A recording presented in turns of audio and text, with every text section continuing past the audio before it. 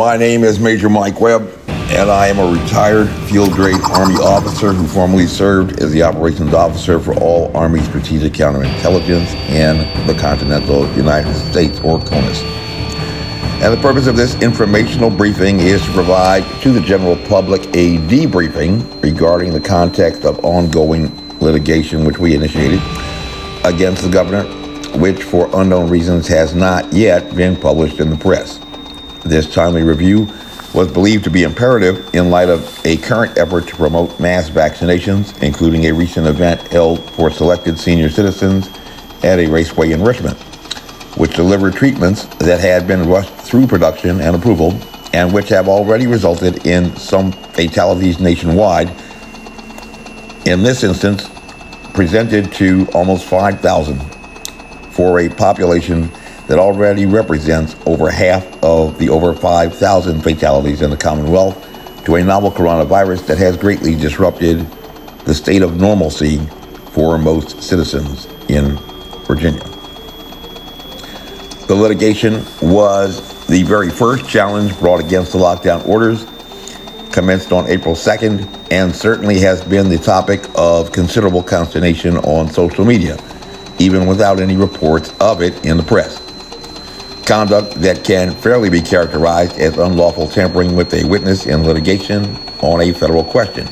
which is punishable as a felony under 18 U.S.C. Section 1512. And those so engaged or intending to do so are therefore advised of their right to remain silent, since, despite commencement of litigation on April 2nd in the Circuit Court for the City of Alexandria, not even State Attorney General Mark Herring, who has published press releases about several court challenges in which he has easily prevailed in defending the governor's COVID-19 response and lockdown, has remained in contempt of court, not choosing to say anything since the commencement of the litigation, conduct that may also fairly be characterized as obstruction of justice, criminal conduct that constitutes a felony punishable by fine and or up to 20 years in federal prison, for which we are presently petitioning the Fourth Circuit to compel the Federal District Court in Richmond to convene a grand jury in an interlocutory motion to that appellate tribunal that is currently deciding a related matter raised regarding the facial covering mandate, and filed in June. So, for the next few minutes, we shall be addressing the factual context within which this litigation is framed, to better provide the general public an understanding of the underlying issues about which the governor has been less than forthcoming, even in weekly COVID-19 updates live streamed on social media. This briefing is unclassified. On January 31st, 2020, when there were 9,826 laboratory confirmed cases of COVID-19 worldwide, 9,720 in the People's Republic of China, and only 106 that had been detected in other countries, to include the first 2 cases detected in Italy on the day of that announcement, as well as in Finland, India, and the Philippines the day before, all with a confirmed travel history to Wuhan City, in Situation Report 11. The Director General of the World Health Organization declared a public health emergency of international concern, or a PHEIC, which is defined as an extraordinary event which is determined to constitute a public health risk to other states through the international spread of disease. The pathogen had first been detected in the United States 11 days before in a 35-year-old who had returned from Wuhan into Seattle-Tacoma Airport on January 14th. And that declaration was made for the express purpose to control this outbreak, noting that the committee believes that it is still possible to interrupt virus spread, provided that countries put in place strong measures to detect disease early, isolate and treat cases, trace contacts, and promote social distancing measures commensurate with the level of risk. It is of note that it was not until February 7th that the Commonwealth of Virginia, under State Health Commissioner Mohammed Norman Oliver, while still reporting a level of low risk, declared COVID-19 a communicable disease and public health threat, even though at that time, even WHO which had declared the PHEIC, had by that point tentatively determined that the only evidence of any possible person-to-person transmission appeared on the evidence to be presenting among families who tended to share the same household and were thereby subjected to extended exposures for prolonged periods of time, not just casual contact. And it is common knowledge in the medical community that the reasonably expected result of any cordon sanitaire protocols that tended to further restrict that population would inevitably result in mass casualties and fatalities in that population, as it did in China, and recommended only as a measure of last resort, like closing the hatch on a flooding compartment in a sinking submarine. It is of further note that in the Commonwealth of Virginia, even with the nation's only physician serving as a state governor, Ralph Northam did not, at that time, implement any social distancing measures regardless of identified local risks, because the first confirmed case of infection in the Commonwealth of Virginia, despite the declaration of a communicable disease of public health threat on February 7th, would not occur until March 7th, a month later, presenting on Fort Belvoir, a U.S. Marine stationed on that military installation. And it was not until April that the nation's only physician serving as governor, Ralph Northam, would even begin to announce plans to increase the capabilities of the state to commence tracer contacts follow-up, the most recommended method to efficiently identify the presence of an emerging pathogen in the population, as well as the best method to derive a secondary attack rate to assess the actual infectiousness of the emerging pathogen. It was not until June that the nation's only governor, who was a physician, decided to finally hire 168 personnel with over 6,000 resumes to fill 1,300 positions, paying up to $75,000 a year for persons who were not even scientists. Unlike the Chinese, who deployed 1,800 teams of at least 5 epidemiologists to perform that operation when the outbreak occurred in that country. The primary considerations for a PHEIC declaration are: 1, the virus presents a public health risk that may spread to other states through international spread, which this pathogen had done. 2, the virus could require a coordinated international response, which this pathogen definitely did. And the situation is serious, unusual, or unexpected. The authority for a PHEIC declaration rests with the Director General for the World Health Organization, and by declaring a PHEIC, the Director General requires state parties to share critical information for risk assessment, adjust response plans if deemed necessary, and implement temporary recommendations formulated by the Emergency Committee. Since 2005, World Health Organization has declared 4 PHEICs: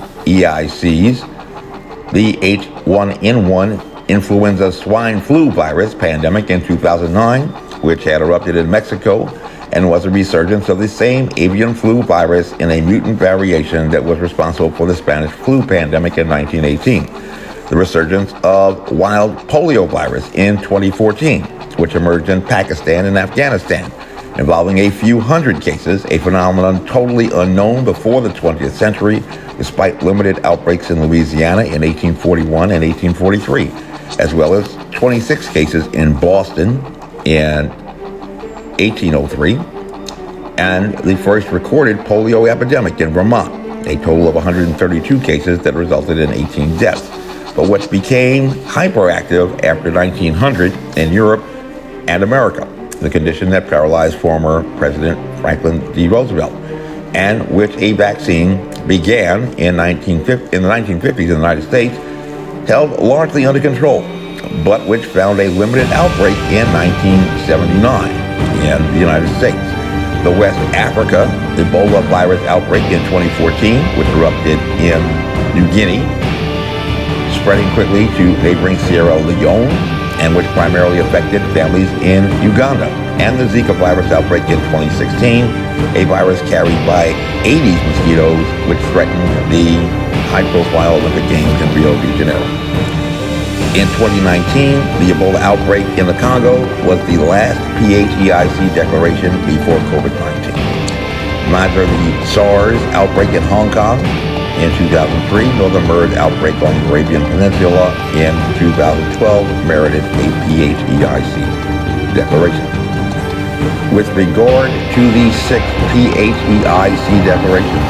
it is of at least probative value that each and every one has involved the virus, often a resurgent virus, as in the case of the avian flu, or H1N1, polio, and the present-day pandemic pathogen designated by the World Health Organization or the science community as 2019 NCOV acute respiratory disease in Situation Report 10 on January 30th, but often referred to even in scientific literature as SARS-CoV-2. The designation it even carries in publications for the Centers for Disease Control for its similarities to the SARS-CoV pathogen that had erupted in Hong Kong in 2003, and which was the template that the medical community used at the beginning of the outbreak in China to readily identify even the first 27 patients who were connected to the Hunan wholesale seafood market, where many scientists first believed the pathogen had emerged in a zoonotic evolution, a theory that was later discredited, as even acknowledged by the Chinese Communist Party in May. With regard to the 6 PHEIC declarations, it is of at least probative value that each and every one has involved a virus that has appeared to target a particular part of a population to be the most vulnerable, just as the Spanish flu and polio tended to be most lethal amongst the younger age cohorts. SARS, with a 39% case fatality rate, MERS, and even COVID-19 appear to be most lethal to the elderly, with SARS and MERS limited primarily to nosocomial settings, and COVID-19, at least in America, to elderly homes, although there are nosocomial setting outbreaks in other places around the world, such as the United Kingdom, especially with those with chronic age and medical conditions, and in Uganda, like with COVID-19 in Wuhan,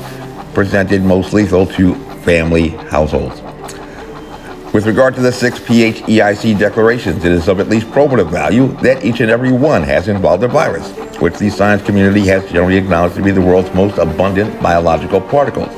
But despite enjoying optimal conditions for mutations, like the ability to spread all around the world for the present COVID-19, which some news organizations have given the great potential for possible larger fatalities and infections, the large size of this population should be giving rise to variant strains to emerge in forms harmful to man. Yet as of 2010, there had only been 219 identified to include SARS, but not yet MERS by that time, both alleged to have been zoonotically evolved from bat coronaviruses, although in a form that had somehow zoonotically evolved in dromedary camels in the case of MERS, for which scientists continue to attempt to explain exactly how that particular emergent pathogen might have found primarily outbreaks in nosocomial hospitals, because it would be easily identified if a camel walked into a hospital with no great incidence of wider infection in the general community.